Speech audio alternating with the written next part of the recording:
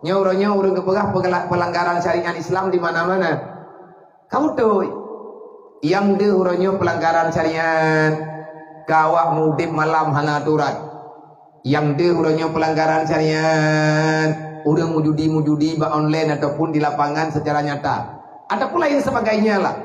Yang hirian teh pakannya mantang yang urang tuduh pelanggaran syariat.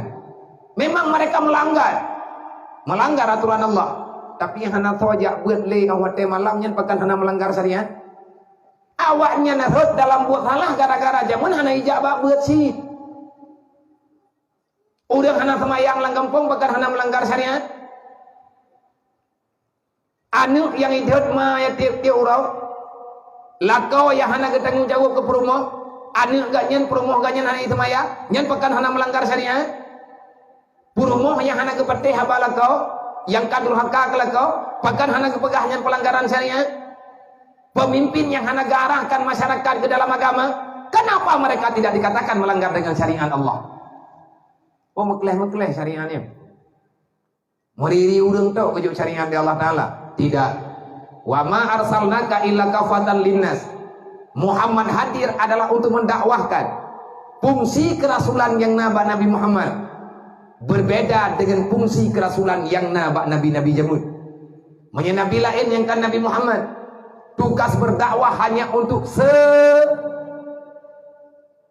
kelompok yang ada bersamanya. Berbeda dengan Rasul baginda Muhammad sallallahu alaihi wasallam.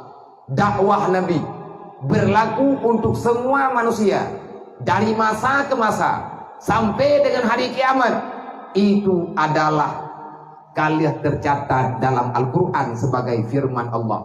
Wa ma arsalnaka illa kafatan linnas basyira wa nadhira. Muhammad, amar ma'ruf nahi mungkar, basyira wa nadhira yang engkau sampaikan sekarang sebenarnya sama yang pernah disampaikan oleh nabi-nabi sebelum kata.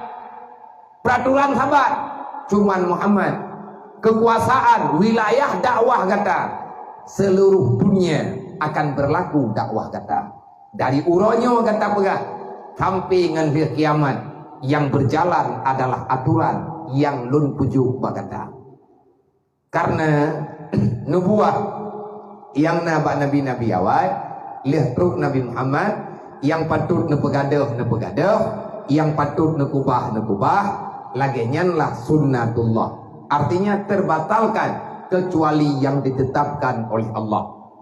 Nyan hak Allah Ta'ala untuk tetap secara keseluruhan kalian nekubah dedon sebut kelai yang akan sebut kelainya akan beri kelai oleh Allah Ta'ala kepada umat Nabi Muhammad, kepada Nabi Muhammad dan juga kepada kita ini.